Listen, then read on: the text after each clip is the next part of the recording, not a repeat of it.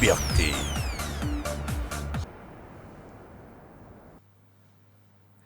Mesdames, Messieurs, bonsoir. Merci de votre fidélité toujours renouvelée au programme de Joliba TV News.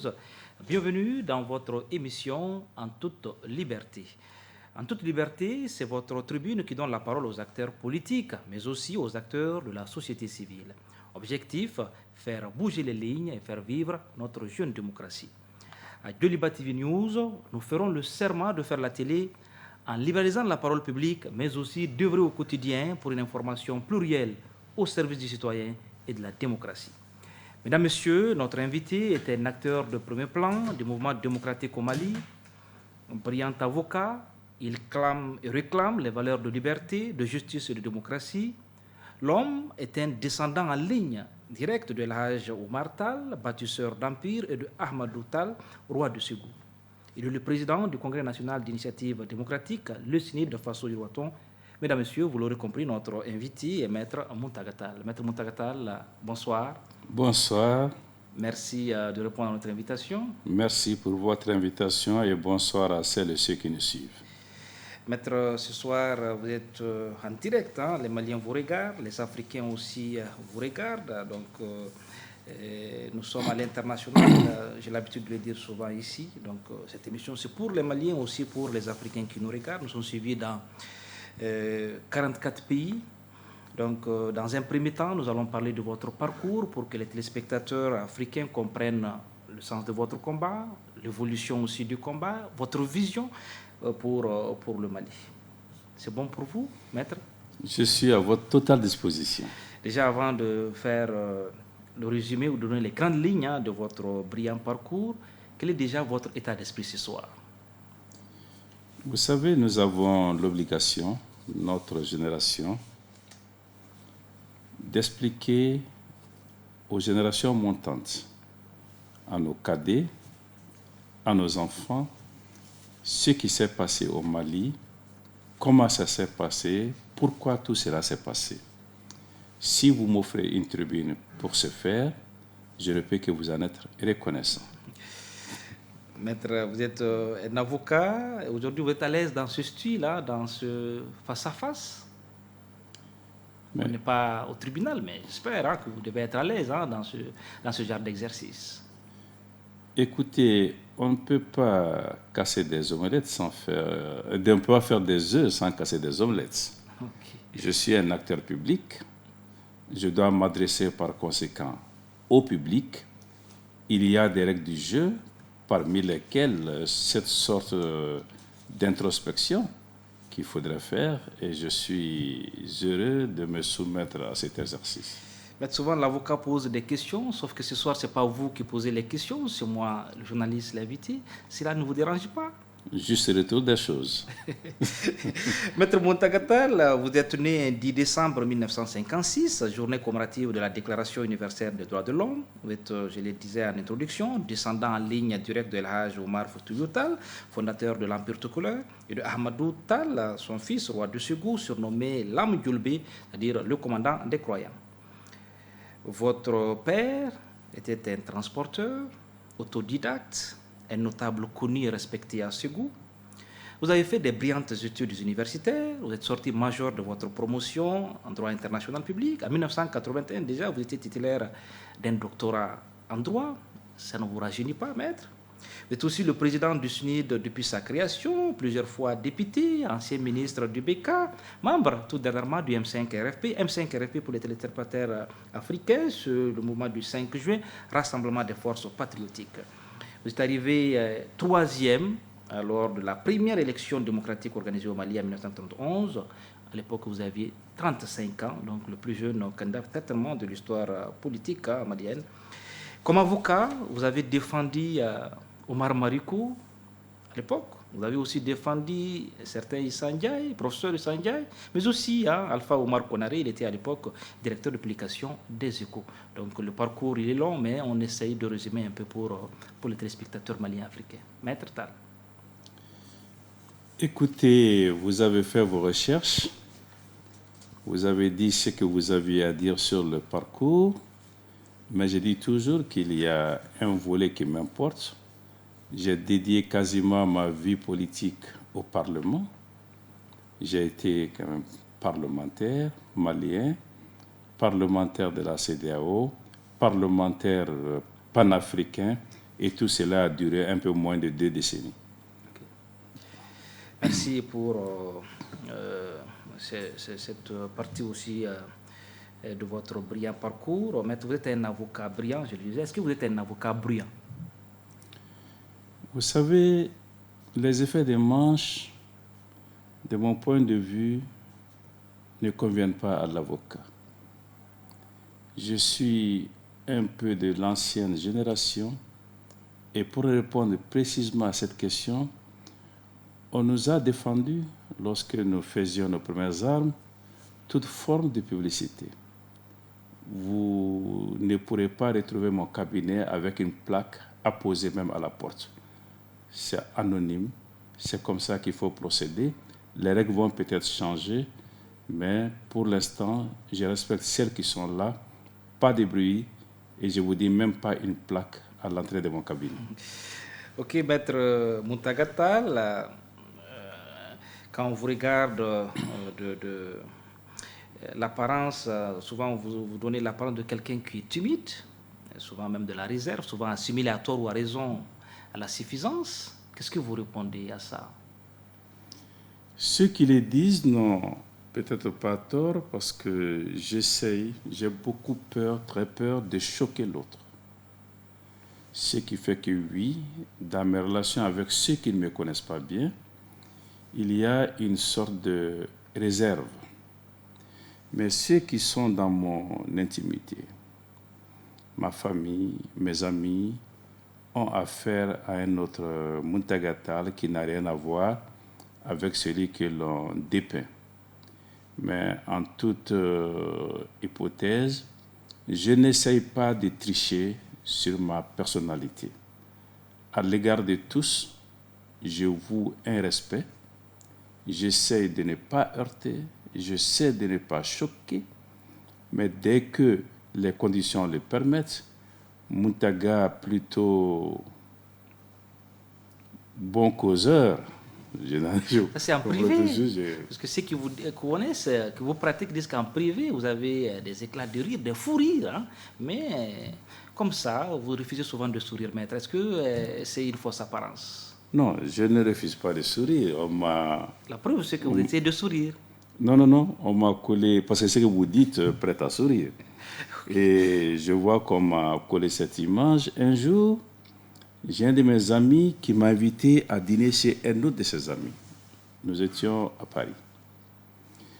Au cours du dîner, je n'ai pas pu m'occuper de ceux qui nous avaient invités, mais j'étais avec leurs enfants,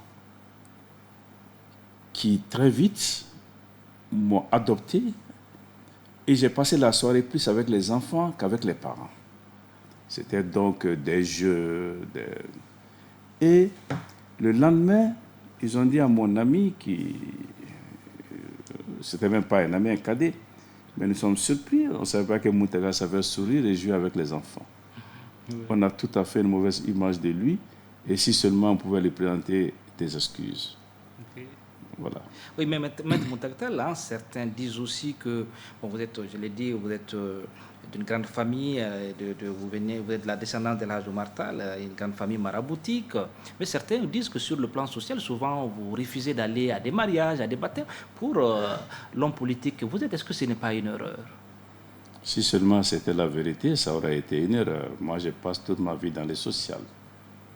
Tout le temps, je suis dans le social, qu'il s'agisse des mariages, des baptêmes, des décès. Les baptêmes de moins en moins. Je dis très souvent à mes enfants... Pour vous, les baptêmes, ce n'est pas important? Non. Je leur ai dit, nous avons fait les baptêmes de nos enfants, faites les baptêmes des vôtres. C'est l'excuse que vous avez trouvée, maître, pour ne pas aller. Parce que pour l'homme social, l'homme politique que vous êtes, vous devez vous confondre dans la masse. Je suis dans les mariages, je suis dans les décès, je suis dans les baptêmes si les circonstances l'exigent, mais de plus en plus, il s'agit des baptêmes non plus de nos enfants, mais des baptêmes de nos petits-enfants. Il est bon de responsabiliser leur papa, parce que quand nous sommes là, eux, ils cessent d'exister. C'est cela notre société. il faut leur donner une chance de s'affirmer. Maître, nous allons parler, petite rubrique de 2 à 3 minutes sur les traces de l'invité. Donc, je demande à la rédaction de passer le générique et on sera là pour ces questions.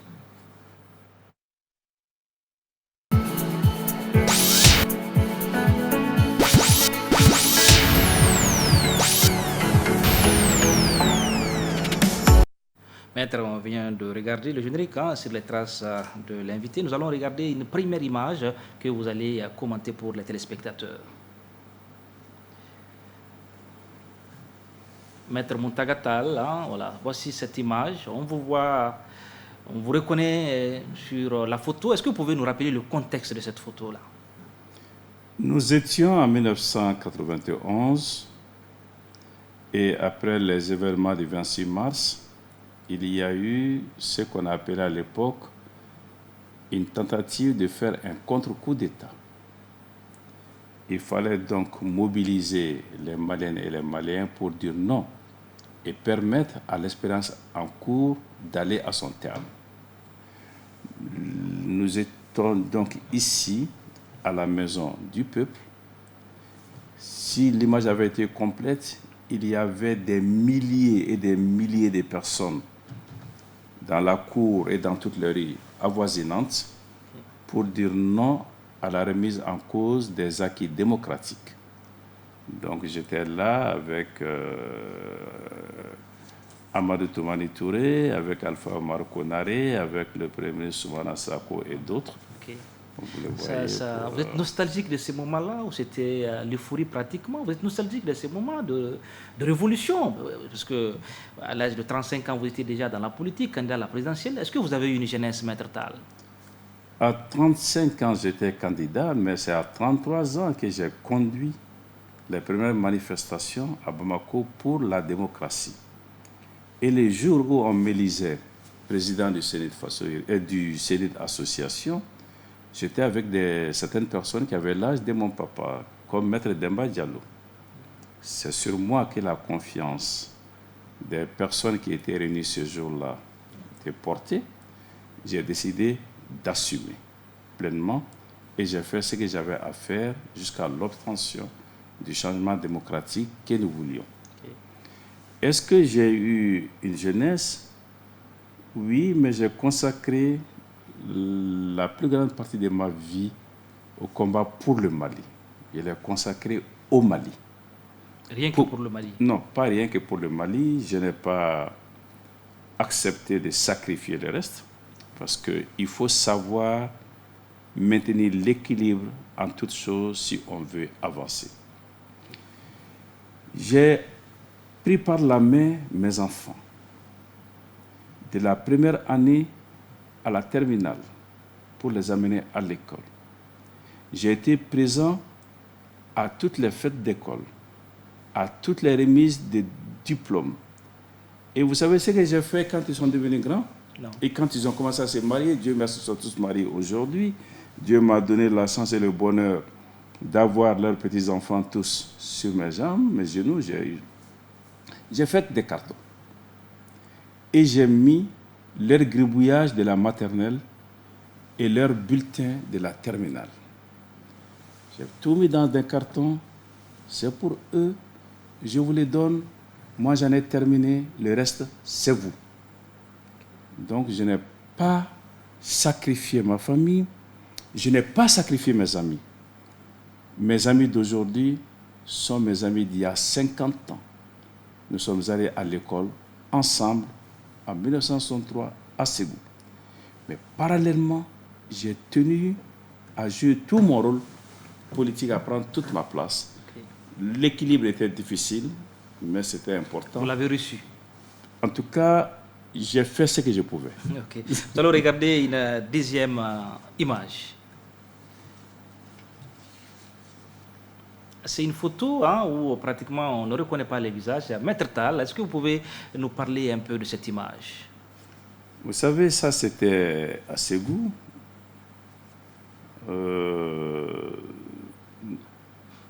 L'époque, il y avait ce qu'on appelait les... Je vois quelqu'un, un jeune, qui est en costume. couleur du costume doit être noire, hein, si je vois bien. Oui, costume noir. Ouais. Donc à l'époque déjà, vous portiez des costumes, maître. Vous étiez déjà en avance. Hein? J'ai porté assez tôt les costumes, mais j'étais fondamentalement opposé au port de la cravate. Et dans ma chambre d'étudiant... Parce que ma cravate ne vous dérange pas ce soir? Non, absolument pas. Après, j'ai mis des cravates. Mais dans ma chambre d'étudiant, il y avait affiché la cravate douloureuse que tu portes et qui tourne, ô civilisé, porte-la si tu veux bien respirer. Ce n'est pas de moi, chacun sait de qui il s'agit. Et j'étais dans cette optique, je vous dirai quand et comment. J'ai peut-être mis ma première cravate. C'est quand on devait prêter serment comme avocat. Nous sommes allés saluer le premier président Kebambaye à l'époque. Quand on quittait son bureau, le juge Kebambaye, il était premier président de la Cour suprême. Les visites de courtoisie étaient obligatoires. Nous sommes sortis de son bureau, il a rouvert sa porte, il nous a dit: les avocats en jean et les magistrats aux manches retroussées, moi je n'y crois pas. On ne comprenait pas ce que ça voulait dire. Nous étions avec le bâtonnier Boubacar Gueye, ministre fédéral de la Justice, qui nous encadrait, qui nous a dit: celui qui viendra demain sans cravate ne prêtera pas serment. C'est ce qu'il vous a dit. Une heure de temps plus tard, on s'est retrouvés les uns et les autres en train de faire le port de Dakar pour trouver une cravate et une chemise qui allait avec. Donc, cette photo, on revient. Cette photo est importante. La rédaction, si elle peut revenir sur cette photo, voilà, vous allez commenter. Cette photo est importante pour moi. À l'époque, c'était ce qu'on appelait le club. À Ségou, il y en avait beaucoup. Hein, la compagnie des cols levés, les francs camarades. Nous étions les chocs. Okay. C'était un groupe d'amis. Oui.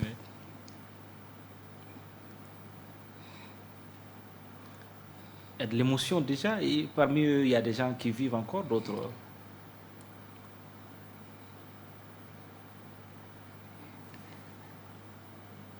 Les rangs se sont clairsemés.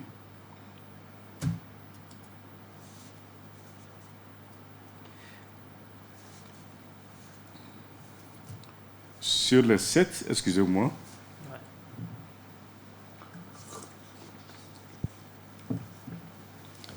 Il en reste 3.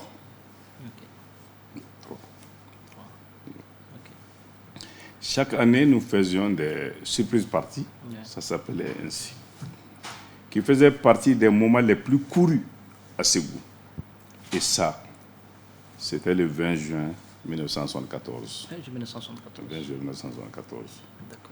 Oui. Une autre image avec la permission de la réalisation, l'avant-dernière, rapidement.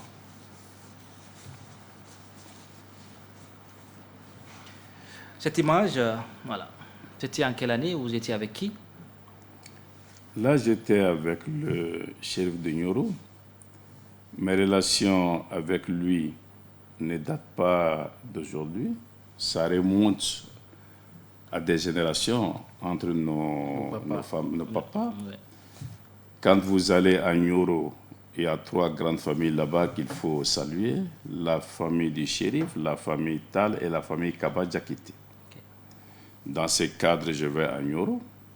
Je lui rends visite, hommage. Nous avons des relations paternelles et filiaux. Et cette photo a été prise au cours d'une de ces visites. Quelle année précisément? Vous ne vous rappelez pas? Cette photo doit dater de 6-7 ans. Je ne pourrais pas donner la date avec une très grande précision. Okay.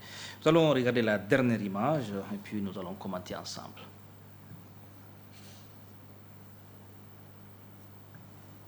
Métal.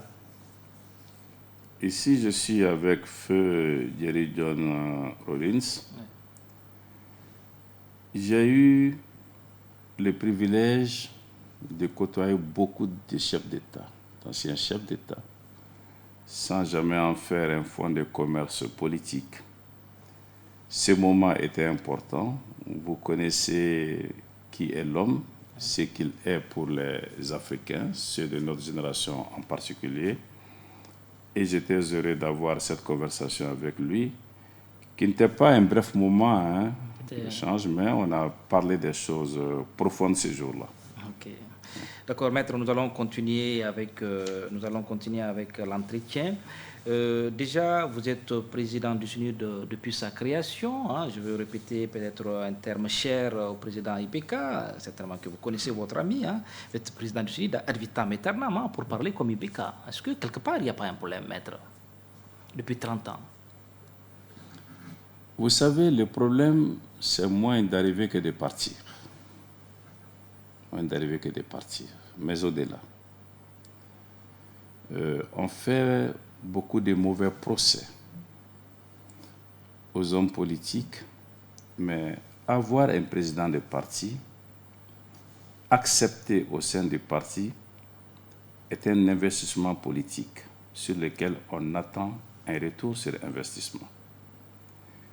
Derrière lui, même les plus méritants que lui s'effacent. Tout le monde se met à son service pour lui permettre de connaître le pays et permettre au pays de le connaître, pour qu'à un certain moment, il puisse porter le plus haut possible le flambeau du parti. Ce n'est pas en ce moment, c'est comme un arbre qu'on plante. Ce n'est pas au moment où il donne des fleurs avant de donner des fruits qu'il faut dire qu'il faut dessoucher cet arbre. C'est seulement qu'il faut l'entretenir. Ce que l'on demandait au exil des hommes politiques, c'est qu'arrivé à ce moment, il faut dessoucher l'arbre qui est prêt à donner des fruits et planter un nouvel arbre. C'est mal comprendre les problèmes. Maintenant, est-ce que je suis président du CENID contre la volonté des militants du CENID? Vous le savez, j'ai demandé à partir plus d'une fois. Déjà en 1991, après la chute du parti unique, j'avais dit que je n'étais pas candidat même à présider un parti politique. On m'a dit, si tu le fais, tu seras un traître. Aujourd'hui, je suis dans les mêmes dilemmes, mais j'espère que mes dernières décisions seront comprises par les militants, que je n'ai pas pris sous la pression, mais parce que je pense effectivement aujourd'hui qu'il faut plus de femmes, plus de jeunes, pour que le combat continue, parce que n'oubliez pas, nous sommes des mortels. Est-ce que vous croyez à une carrière politique? Je suis en profond désaccord avec ceux qui font de la politique un métier. Ils ne seront jamais des hommes libres, parce qu'ils oublient que le pouvoir, c'est comme les saisons. Il change. Et quand ça change pour toi, s'il n'y a pas une activité qui puisse te faire vivre, même pendant ou après, tu deviens esclave du système, tu t'agrippes, tu acceptes tout, même les déshonneurs. Moi, je pense honnêtement que la politique, c'est pour servir, mais je ne crois pas à un homme politique qui n'a pas une profession autre que la politique. Et d'ailleurs, le drame, parmi les raisons... Au Mali, il n'y en a pas, vous n'en trouvez pas? Au Mali, il n'y en a pas, vous n'en trouvez pas? Je ne donne pas de nom. Non, je n'ai pas compris. Vous dites, qu'est-ce qu'il n'y a pas? Vous dites que vous ne connaissez pas des hommes politiques qui n'ont pas un métier. Non, j'ai dit, je ne suis pas en accord, je suis en désaccord avec les hommes politiques qui n'ont que la politique comme métier. Et que c'est ce qui nous crée des problèmes, parce que les mêmes, ils s'agrippent, ils acceptent tout pour ne pas tout perdre. Si chacun a un travail, non, la politique, c'est pour servir, ça ne sera pas alors pour se servir et pour vivre. Est-ce que vous n'avez pas l'impression justement qu'au Mali, les politiques se servent et non servir le pays, Maître Tal? Vous savez... En toute objectivité, en toute liberté. Moi, je ne suis jamais dans les généralisations abusives. Est-ce qu'il y a des hommes politiques qui se sont servis, qui se servent, qui continuent de se servir? Oui. Si vous me dites aujourd'hui de porter une appréciation sur la classe politique au Mali et la manière dont elle s'est comportée, je vais vous étonner parce que je serai beaucoup plus sévère que vous. Est-ce qu'aujourd'hui, justement, on va en parler, hein, quelle est la responsabilité de l'homme politique malien dans la faillite de l'État? Votre responsabilité, c'était quoi? Il y a un procès que l'on fait à la classe politique qui est une demi-vérité. On pense que tous les maux du Mali sont imputables aux seuls acteurs politiques. Les acteurs politiques ont un rôle éminent dans la faillite de notre pays. Mais souvenez-vous, ou sachez, qu'au Mali, en 60 années d'indépendance, les civils ont gouverné 25 ans et les militaires 35 ans. Sachez que depuis 1968, dans tous les gouvernements du Mali, il y avait des représentants de la classe politique et de la société civile.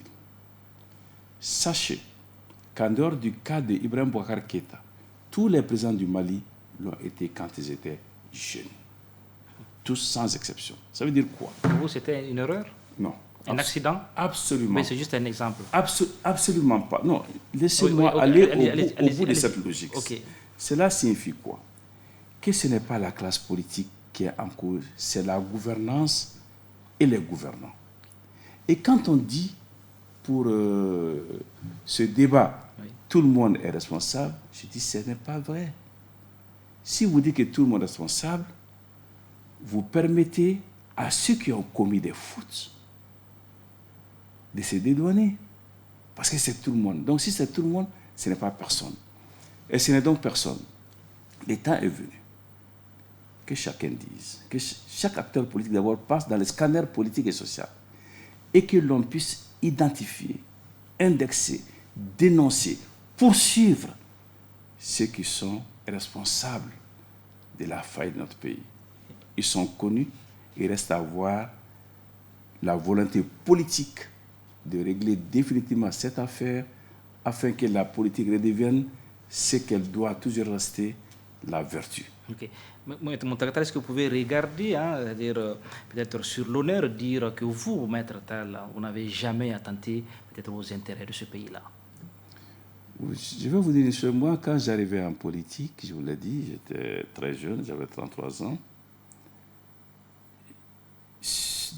J'avais déjà une très belle carrière politique, une très belle carrière professionnelle. Vous aimez la politique, hein? En phase, oui, en phase ascendante. Ouais. Et peu de gens comprenaient pourquoi j'ai quitté le confort d'un cabinet pour aller prendre des risques face à un parti unique et constitutionnel. J'ai toujours expliqué que je le faisais par conviction. Et quelle était cette conviction qui demeure aujourd'hui? Je pense au plus profond de moi-même que la société a besoin de liberté, comme le corps humain a besoin d'oxygène. Et que sans cela, la société risque de s'étioler. Je me suis engagé sur la base de cette conviction sans calcul autre que le Mali. J'étais, Dieu merci, à l'abri du besoin et je ne cherchais rien d'autre si ce n'était que le Mali. Okay. Donc, quand on entre dans un tel combat, on peut dire, je l'ai fait, 25 ans après, publiquement, je dis, je mets quiconque au défi. Je le refais ce soir. De dire deux choses. Un, Muntagata Tall a manqué d'égard, a été discourtois, a insulté quelqu'un. Deuxièmement, je mets quiconque au défi de dire Muntagata Tall a touché un copec indûment dans sa carrière politique. Et j'ai ajouté, si cela arrive et qu'il est prouvé, je quitte mes fonctions politiques et je quitte la scène politique. Je l'ai dit il y a 10 ans. Et vous le renouvelez ce soir encore? Je le renouvelle ce soir. Ok, Maître Muntagata Tall, Ibeka, l'ancien président, était aussi un ami, vous le connaissez certainement, vous l'avez pratiqué. Vous avez même été son ministre, porte-parole du gouvernement. Avant, le compagnon s'est arrêté, on ne connaît pas les raisons, parce que vous n'avez jamais parlé des raisons du divorce. Parce que divorce, il y a eu. Et après, vous avez regagné le camp du M5RP. Qu'est-ce que vous reprochez justement au président Ibrahim Boubacar Keïta? Ibrahim Boubacar Keïta n'est pas un ami, mais un aîné. Un aîné. Nous avons des relations très fraternelles, plutôt d'ailleurs un beau-frère qu'un frère. Donc, comment il vous appelle? Bamuntaga. Bamuntaga. Bamuntaga. Ce qui est signe de respect. Okay. De très grand respect. Okay. Bamuntaga. Okay. Nous nous sommes affrontés très durement quand il était Premier ministre et quand moi je faisais fonction. j'assumais les fonctions de chef de file de l'opposition. Très durement, à l'hémicycle, par presse interposée. Et je me suis retrouvé pendant ce temps 3 fois en prison. Cela n'a pas empêché. Lorsqu'il a quitté ses fonctions de président de l'ADEMA et de Premier ministre, que nous le retrouvions dans Espoir 2002, nous avons fait un très beau compagnonnage. Ça s'est très bien passé. Il a réussi à me convaincre à rentrer dans un gouvernement alors que pendant 25 ans, j'avais refusé d'y être. Mais vous envoyez des ministres? Vous envoyez des ministres, plus d'une dizaine. Je n'y partais pas. Et quand je suis allé, j'ai malheureusement... Vous savez, le gouvernement était un observatoire unique. On est au courant de beaucoup de choses. Ce que j'ai vu ne correspondait ni à ma vision, ni à mon éthique. J'ai quitté le gouvernement. Vous avez quitté pendant combien de... Après 1 an, 2 ans? Vous savez, je suis rentré au gouvernement, si ma mémoire ne me trahit pas, un 17 avril 2014 et j'ai quitté 2013 oui. Et j'ai quitté un 17 avril 2017. 2017-2013, ça fait au moins 3 ans. 3 ans. Ça fait 3 ans. Et pendant tout ce temps, vous n'avez pas vu que la vision ne vous convenait pas? Si. Un an. Si, j'ai vu, mais vous étiez resté. Non, le courage. 2 ans, vous étiez encore resté mental. Le courage n'est pas... Il a fallu la 3e année pour savoir que ça ne correspond plus à votre vision. Non. Le courage ne consiste pas à déserter à la première difficulté. Okay. Le courage, c'est de se battre pour redresser les difficultés, pour les surmonter et pour avancer. Mais à un certain moment, on peut se rendre compte que cela n'est plus possible. Okay. C'est arrivé, parce que quand j'ai quitté le gouvernement, ce n'était pas un secret, publiquement. Le président Ibeka, Ibrahim Boubacar Keïta, m'a appelé, il m'a demandé de revenir au gouvernement, j'ai dit non. Aller chercher combien de personnes refusent de rentrer dans un gouvernement ou de refuser d'être dans un gouvernement. Oui. Parce que ce que j'avais vu, je l'ai dit, ne correspondait pas à ce à quoi je m'attendais. Mais on est allé au-delà plus tard. Okay. De la mauvaise gouvernance, le Mali est tombé dans la non-gouvernance. Okay. Et pour moi, il y avait un risque d'effondrement. Il fallait, au-delà des sentiments personnels, des relations personnelles, mettre un terme à cela. Okay. C'était l'objectif, la vision du M5 RFP. Okay. Je me suis retrouvé dans ce combat. On va en parler. Mais déjà, il y a Kourouma qui disait, Amadou Kourouma qui disait quand on n'est pas d'accord, on dit non. Est-ce que vous avez déjà dit un non formel à l'époque au président Ibeka lors de vos échanges? Parce que c'est dit qu'en 3 ans, vous l'avez rencontré que 2 fois. Et souvent, pour le voir, il faut passer par son fils ou sa femme. Vous confirmez ce soir? Non, je ne peux pas le confirmer parce que je ne suis jamais passé ni par son épouse, ni par son fils pour le voir. J'ai pris acte du fait que pendant 3 ans, on ne s'est rencontré pour parler du Mali en dehors de la salle de conseil des ministres que 2 ou 3 fois. C'est tout. Mais je dois dire aussi que je n'ai pas eu l'occasion plusieurs fois de dire non parce que... Est-ce que, Maître Tall, pour les téléspectateurs qui nous regardent, vous avez démissionné ou bien vous avez été remercié? Parce que le terme est gentil à remercier, je ne vais pas dire renvoyer, Maître, je ne le dis pas. Entre les deux, il y a un boulevard. Au cours d'un remaniement, j'ai été appelé. Le Premier ministre a tenté de m'expliquer pourquoi je devais quitter le poste que j'avais et peut-être parachuter dans un ministère. Je l'ai interrompu. J'ai dit merci pour le compagnonnage. Ce n'est pas la peine d'aller plus loin. Dites au président ceci de ma part. Il m'a donné une occasion unique au Mali. Aujourd'hui, quand vous prenez le ministère de la Santé, c'est pour soigner les gens aujourd'hui. Okay. Le ministère du Développement rural, c'est pour donner à manger aux gens aujourd'hui. Okay. Mais le ministère de l'Éducation et le ministère de l'Économie numérique, c'est pour former les jeunes pour demain. J'ai eu la chance d'être à la tête de ces 2 départements. Une chance inouïe. Et remerciez-le pour moi, mais ma mission s'arrête là aujourd'hui. Vous voyez qu'entre les deux, il y a... Okay. C'est votre part de vérité. Certainement un jour, Ibeka aussi sera là certainement sur ce plateau pour dire sa part de vérité. On va confronter les deux versions. Je ne suis pas en train de les charger. Je ne suis pas en train de l'accuser.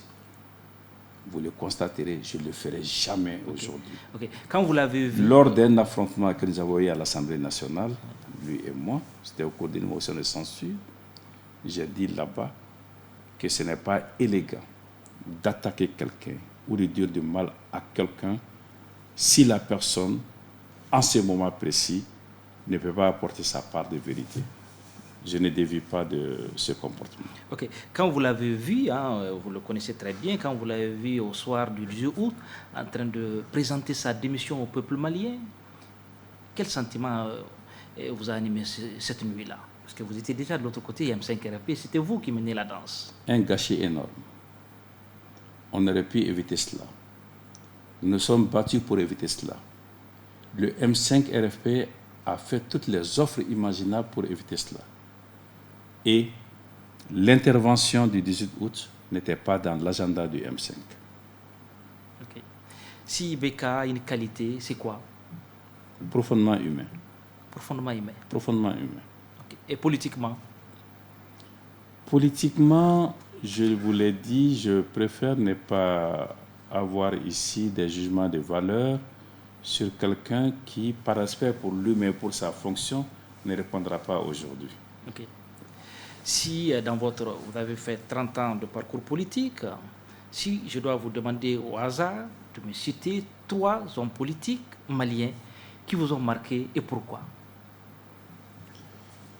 Sans hésiter, je vous dirais que j'ai connu 2 hommes humbles, patriotes, désintéressés, que le grand public n'a pas connus. Le premier s'appelle Isaac Traoré. Nous avons été ensemble au Sénat Association. Il en est aujourd'hui le président. Il fuit la lumière, mais il a le patriotisme chevillé en son corps, une humilité extraordinaire.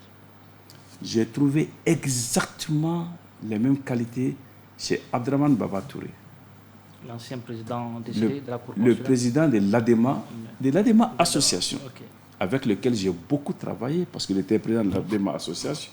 Moi, j'étais le président de l'ADEMA et du Sénat Association. Un homme merveilleux, que Dieu ait son âme. Okay. J'ai beaucoup lu sur l'histoire du Mali. Mon mémoire de maîtrise, je l'ai fait sur le régime politique du Mali. Okay. Et le faisant, j'ai eu un respect extraordinaire pour le président Mamadou Konati. Mais j'ai eu aussi des témoignages directs. Il avait une relation épistolaire poussée avec mon grand-père et homonyme, Muntaga Lamdjolbe. J'ai eu accès à ses courriers. Je n'en dirai pas plus. Okay. Maître Muntagata, le M5RFP, c'était un idéal, c'était un combat pour une gouvernance vertueuse. C'était comment cette expérience de tous ces hommes politiques? Vous vous retrouvez encore pour une autre... C'était le combat pour le peuple. C'était une belle expérience, le M5RFP. Je rappelle pour les téléspectateurs africains que le M5RFP, c'est le mouvement du 5 juin, rassemblement des forces patriotiques. Maître Tal. J'avais déjà mené avec d'autres le combat de 1991 pour l'instauration de la démocratie. À l'époque, qu'avions-nous dit aux Maliens? Que la liberté n'était pas une fin en soi, qu'elle devait permettre de façon individuelle et collective et mieux-être. 30 années plus tard, nous étions sur un champ de ruines. C'est un échec pour vous, pour votre génération, je veux dire. Je ne suis pas dans les généralisations. Les fruits n'ont pas tenu la promesse de fleurs, vous êtes d'accord, maître? Je ne suis pas dans les généralisations abusives, je vous l'ai dit, je le répète. Les Maliens connaissent les responsables, qu'ils aient le courage de les indexer. Mais étant donné que le résultat est là, il faudrait continuer le combat pour faire en sorte que les fleurs de 1991 produisent des fruits. Avec les hommes politiques, avec la société civile, avec les forces de défense et de sécurité, avec les jeunes et les vieux, avec les femmes et les hommes. Parce que vous savez, moi, je ne connais pas une catégorie socio-professionnelle au Mali où tout le monde est bien. Je n'en connais pas où tout le monde est mauvais. Il faut trouver les bons partout, les mettre ensemble avec pour une mission de relever et de refonder le Mali. Nous allons parler rapidement de la transition. Choguel, l'ancien président je ne sais pas s'il est toujours président du M5 RFP, comment il fait pour concilier les deux postes? Vous pouvez nous en parler certainement. Le président du M5 RFP, aujourd'hui le Premier ministre de la Tranquillité, déjà votre regard sur les premiers pas du Premier ministre Choguel Maïga. Vous avez posé une première question, vous évoquez un premier fait. Moi, je ne comprends pas certains débats, malheureusement.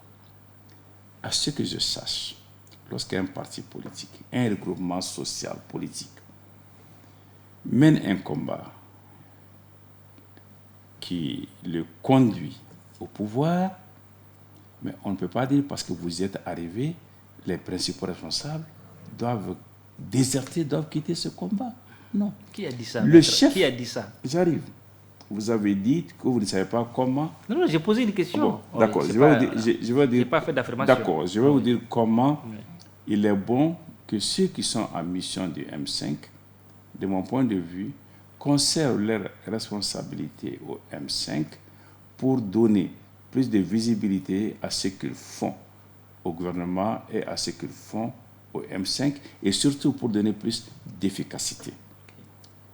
Vous coupez le cordon ombilical, vous aurez des électrons libres. Et ce n'est pas ce qu'il faut. Maintenant, ce duo Assimi-Choguel procède d'un mariage des raisons. Des raisons. Vous avez vu les premières difficultés que le CNSP et le M5 ont eues. Ce qu'il convient de faire aujourd'hui, c'est de travailler à soutenir la transition pour qu'elle réussisse. C'est ce que je puis en dire. Tout n'est pas rose. Déjà, vous êtes un politique expérimenté. Pourquoi vous ne sortez pas pour appuyer, soutenir le Premier ministre Choguel Maïga à votre place? C'est quelqu'un d'autre qui le fait. Alors que vous avez plus d'expérience, plus d'expertise. Est-ce que quelque part, vous soutenez réellement? Que veut dire sortir pour soutenir? Vous voulez que ça se passe comment? Vous devez être son lieutenant, certainement. Moi, je ne suis le lieutenant de personne, je ne l'ai jamais été. C'est votre Premier ministre, maintenant. En cela, on le soutient. Je suis là devant vous aujourd'hui pour soutenir les thèses du M5. Si le temps et les questions avaient défendre le M5, défendre le Premier ministre, défendre la transition, mais on ne sera jamais, ce n'est pas ce que, en cela qu'on va rendre service à être des laudateurs. Non, personne n'attend cela de Muntaga. Mais le soutien ferme, appuyé, croiser les fers contre ceux qui font semblant de soutenir pendant qu'ils sont en train de savonner le plancher. Vous faites allusion à qui? Parce que vous dites que vous n'êtes pas dans les générations abusives. Hein? J'ai vu une coalition de partis politiques l'autre jour. Mais c'est leur droit aussi. Nous sommes en démocratie maintenant. Toute ma vie, je me suis battu pour cela. Je ne dénie à personne le droit de se coaliser. Mais ce que je dis, en le faisant, là, il faudrait pouvoir dire ce que l'on veut exactement, mais ne pas dire le contraire de ce que l'on fait. C'est mon seul problème. Nous devons tous, nous tous, respect au peuple malien en lui disant la vérité et à ne pas le prendre pour ce qu'il n'est pas. Mais qu'est-ce que la coalition a fait de mal? Vous faites allusion à cette coalition des partis politiques qui demande justement de ne pas proroger à la durée de la transition. C'est un péché. Qui a jamais parlé de prorogation de la durée de la transition? Qui en a jamais parlé? Ce qu'il convient de faire aujourd'hui, c'est de travailler pour que la transition réussisse dans les délais convenus. Mais quand on va soi-même créer un prétexte en disant on va se réunir, on va se coaliser, vous avez employé les termes, pour que la transition ne soit pas prorogée, alors que personne n'a en projet la prorogation de son... Et alors même que tous les jours, ceux qui ont en charge la transition disent tout va se passer dans les délais. Mais quand vous étiez dans la rue et que vous demandez à Ibeka de démissionner, vous pensez que c'est normal. Et quand d'autres disent non, attention, il ne faut pas avoir d'intention pour proroger la transition, vous trouvez que c'est anormal maintenant. Je n'ai pas dit ça. J'ai dit simplement, personne n'a dit qu'il fallait proroger la transition. Puisque personne n'a dit qu'il ne fallait proroger la transition, pourquoi venir défoncer une porte ouverte? C'est tout mon problème. Moi, je cherche à comprendre. Hein. Je ne suis pas en train de critiquer, je cherche à comprendre pourquoi on défonce une porte ouverte. Qu'est-ce qu'il y a derrière la volonté de défoncer? Vous avez une porte, vous avez un poignet, vous ouvrez, mais vous amenez une hache pour ouvrir la porte. Vous êtes un peu dur hein, ce soir. Hein? Je ne suis pas dur, je cherche à comprendre. Vous cherchez à comprendre. Justement, hein, nous allons chercher à comprendre la rubrique Questions directes avec les téléspectateurs. Questions directes, rubrique Questions directes.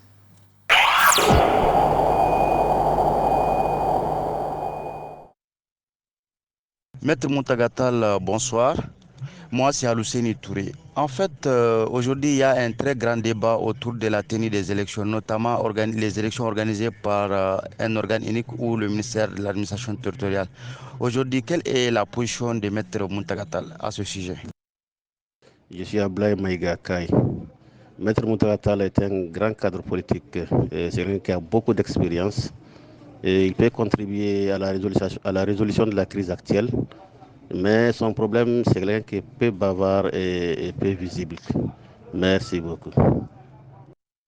Joliba TV, bonjour. Moi, c'est Hassan Abokar Touré de la promotion Muntagatal de la FSJE 1996-2000. Moi, j'ai l'impression que Maître Muntagatal est mal compris des Maliens. Donc, la question même que j'aimerais lui poser, est-ce que lui, pourquoi il n'est pas compris par les Maliens? Merci beaucoup. Bonsoir, Younoussa Sidibé. Je vais lui demander, mais pourquoi il est l'un des hommes politiques le plus stable, c'est-à-dire celui qui n'a pas connu de changement, il n'a pas migré. Il n'y a pas eu de transhumance politique chez lui. Depuis qu'il est l'un des membres fondateurs, ou bien le membre fondateur du SNIT, jusqu'à preuve de contraire, il est au SNIT. Donc c'est lui qui peut être considéré comme imperturbable s'il y en est ainsi, en tant qu'homme politique malien. Au juste, quel est son secret? Maître Tal, c'était la question directe, pas des questions de journalistes, questions de citoyens. Vous allez m'aider pour la deuxième question que je n'ai pas très bien entendue. Pour l'organe unique de gestion des élections, là aussi je cherche à comprendre. Tout le monde, de façon unanime, a soutenu que le système actuel malien des élections est mauvais et que nous a conduit au pire. De façon unanime, on a soutenu que l'organe unique de gestion des élections devait être mis en place, mais certains ont dit pas cette fois-ci. Vous savez comment moi je comprends cela? Bon, laissez-nous frauder une dernière fois. Ensuite, on verra comment faire. Vous êtes dans la provocation, certainement, non, ce soir. Vous dites que vous n'avez jamais dit. Est-ce que ce n'est pas de la métaphore? Je vous avoue que je ne comprends pas que l'on puisse dire en même temps que le système n'est pas bon, qu'il y a un système de rechange, mais qu'il faille continuer avec le mauvais système. Moi, je suis incapable de comprendre ça. Sachant que le mauvais système a failli nous conduire au pire. Donc, je ne comprends juste pas. Donc, ce que je pense, c'est que nous devons tous conjuguer nos efforts pour mettre en place l'organe unique de gestion des élections et faire des bonnes élections dans les délais convenus. Mais vous savez, ces élections, elles ne sont pas que techniques. Hein. Il y a d'autres paramètres, notamment sécuritaires. C'est à tout cela qu'il faudrait travailler, respecter les délais et faire des élections propres par un organe unique de gestion des élections. Ça marche. Le deuxième intervenant dit que Maître Tal est un homme d'expérience, mais que vous ne parlez pas beaucoup. Il veut dire que vous ne prenez pas très souvent la parole hein, voilà, quand il s'agit des questions d'intérêt national, si j'ai bien compris, moi aussi, sa question. Non, je m'exprime sur tous les grands sujets d'intérêt national, mais je considère, ce n'est pas moi qui le dis, ce sont des propos de sages, que la parole est d'or. On ne parle pas quand ce n'est pas utile. Honnêtement, c'est vrai que je décline beaucoup d'invitations. Vous le savez, vous pouvez en témoigner. Mais quand il faut parler, je parle. Vous savez, notre patrimoine culturel est très riche. Et qu'est-ce qu'il nous enseigne? Ne parle pas quand tu ne dois pas parler. Ne laisse pas l'occasion de parler quand tu dois parler. C'est là que j'essaie d'appliquer. La troisième question vient d'un téléspectateur qui dit qu'il est de la première promotion, de la promotion Muntagatal. La toute première promotion de la faculté des sciences juridiques et économiques du Mali porte le nom de Muntagatal. C'est la promotion Muntagatal. Je suis heureux de constater qu'un des membres de cette promotion nous écoute et nous suit. Pourquoi Muntagatal n'est pas compris?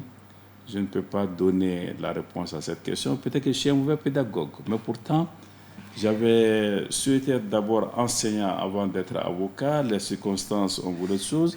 Il m'appartient de tenir compte de cette remarque et d'essayer d'améliorer ma communication et mes relations avec les Maliennes et les Maliens. Vous savez, moi je tiens, et c'est la quatrième question, en politique, comme dans tout ce que je fais, à l'honneur, au dambi. Je ne suis pas dans les coups. Je suis dans la construction d'un édifice solide.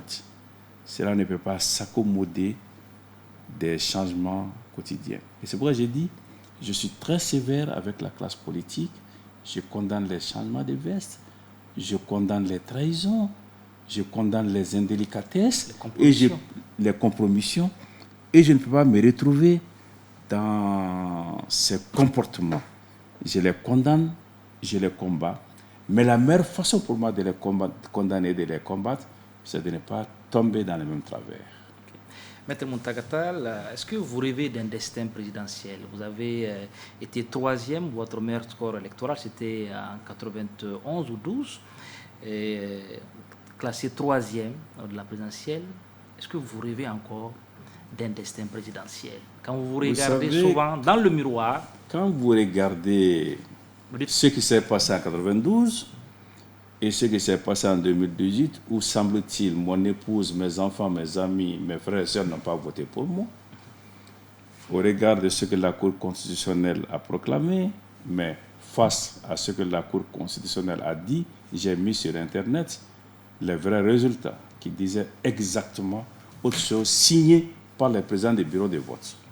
Donc, on a essayé d'exécuter un homme en le discréditant, en le réduisant à néant. Mais vous savez, dans notre pays, un homme politique, s'il n'est pas doublé d'un homme ayant une assise sociale, il ne peut pas aller loin. Donc, est-ce que je rêve d'un destin présidentiel? Si je n'y croyais pas, je ne suis pas dans les rêves.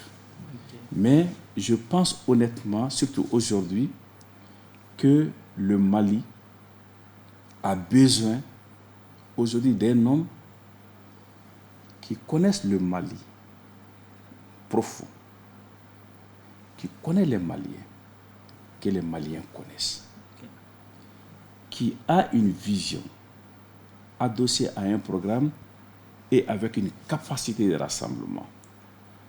Avec ces prérequis, on peut être président du Mali et bien gouverner le Mali, qu'il s'agisse de Muntagatal ou d'un autre.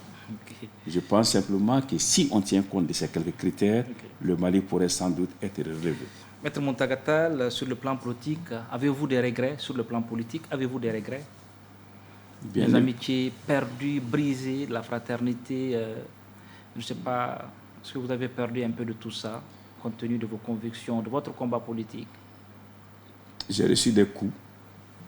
Ça n'a jamais remis en cause. Est-ce que vous avez l'habitude souvent de donner des coups? Mon comportement, j'arrive, ça ne m'a jamais remis en cause mes relations personnelles avec ceux qui me les ont données. On pourrait peut-être leur demander s'ils ont reçu des coups venant de ma part, mais ceux qui me connaissent assez bien, et surtout mes amis politiques, me disent que tous les problèmes, c'est que je refuse de donner des coups à certains endroits. Oui, je le revendique, je l'assume, je suis comme ça. Donc pour vous, le sport, pour vous, la politique, ce n'est pas un sport de combat, si vous ne donnez pas des coups. Parce que dans un sport, hein, dans un combat, on donne des coups. C'est un combat d'idées. Okay. Il faut avoir une vision, il faut avoir des convictions assises qui ne changent pas avec la direction du vent. Maître Muntagata, certains de vos détracteurs disent que vous avez la rancune tenace. Est-ce un procès d'intention, Maître? Ceux qui me connaissent mieux que ceux qui disent cela me disent, Muntaga, on ne comprend pas, que tu pardonnes, oui, mais que tu oublies même ce qu'on t'a fait, on ne comprend pas. Voici l'homme. J'oublie ce qu'on m'a fait et je remercie le bon Dieu de m'avoir fait ainsi. Okay. Maître Muntagata, là, il nous reste pratiquement 3-4 minutes pour conclure cette émission. Vous êtes un avocat, je le disais à l'introduction. Je ne peux pas vous laisser partir sans vous poser cette question. Il y a Bandao, l'ancien président de la transition, Mokhtar Wane, qui sont toujours en résidence surveillée. Ça vous interpelle, hein, l'homme de droit que vous êtes. Cette question vous interpelle. Bien évidemment. Qu'est-ce qu'il faut faire? Soit ils ont fauté, il faut mettre la justice à contribution. Soit il n'y a pas de faute, il faut arrêter ce qui est en cours. Vous privilégiez quelle piste? Je n'ai pas de choix. S'ils ont fauté, personne ne doit être au-dessus de la justice. Okay. S'ils n'ont pas fauté, personne ne doit être injustement brimé. Ok. Et dernier mot sur un mot sur l'assassinat, la tentative d'assassinat au couteau du président de la transition, Assimi Goïta. Ce serait l'honneur du Mali, l'honneur de la transition, l'honneur du président de la transition, l'honneur de nous tous de faire toute la lumière sur cette affaire. Et pour faire la lumière, je suggère fortement qu'au moins le barreau, la MDH et la Commission nationale des droits de l'homme soient impliqués. Cela mettrait tout le monde à l'aise, à commencer par les autorités de la transition et ceux qui soutiennent la transition. Vous pensez que c'est un cadavre encombrant, cette histoire de la mort du suspect? Puisque je pars de lumière, de vérité, je ne vais pas me mettre à condamner sans éléments. Maître Muntagata, on va finir certainement cet entretien avec une certaine dose d'humour. Hein. Il y a Michel Colussi Décoliche, hein, humoriste et comédien français, qui parle de la justice. Je suis dit, il y a deux sortes de justice. Vous avez l'avocat qui connaît bien la loi et l'avocat qui connaît bien le juge. Maître Tal. Vous savez, aucun juge ne me prendrait au sérieux si je viens le voir pour lui dire que je connais pour un dossier. Oui. Au moins, je me suis fait cette réputation dans la famille judiciaire. Okay. Donc, vous connaissez la loi et non le juge? Je me bats surtout pour que chaque avocat connaisse le juge et qu'aucun juge ne connaisse aucun avocat, mais que tous nous le reconnaissions dans le droit. C'est un combat que je mène depuis 40 années maintenant. Maître Muntagata, on va finir cet entretien avec cette image, voilà, avec la permission de la réalisation.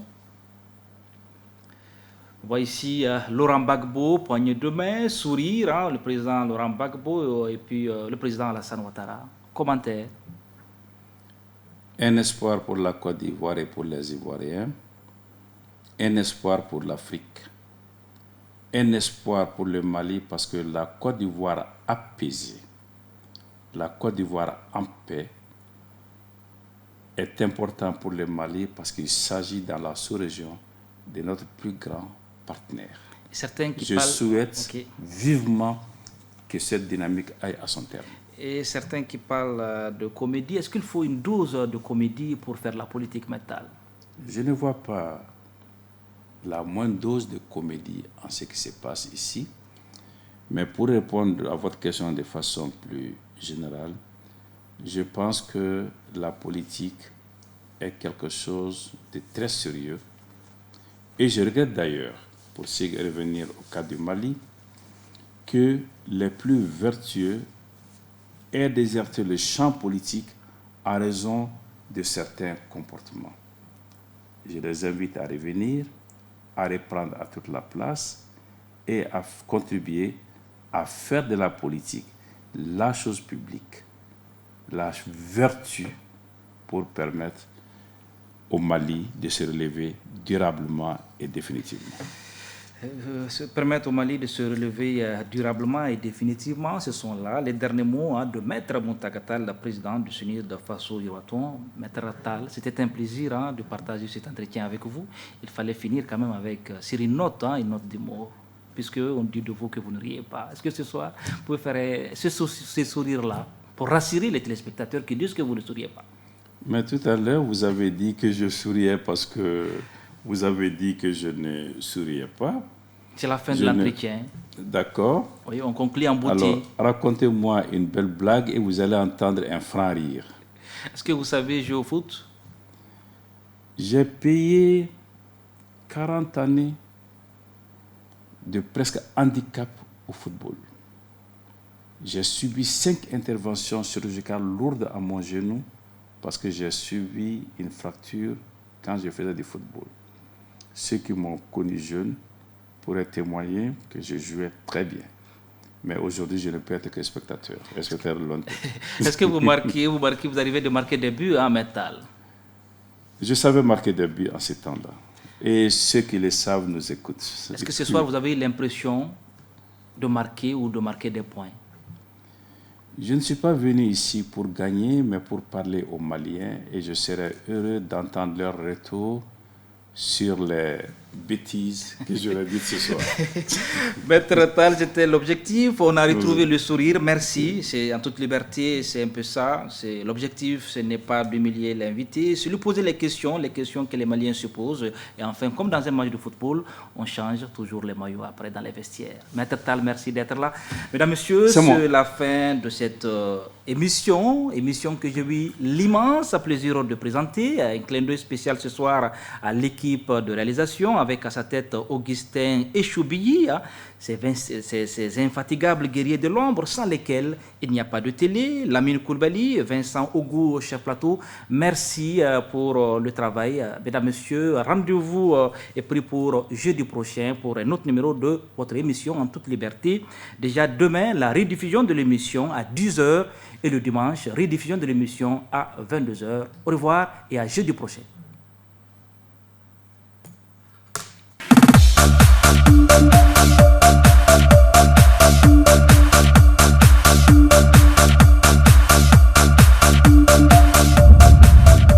En toute liberté.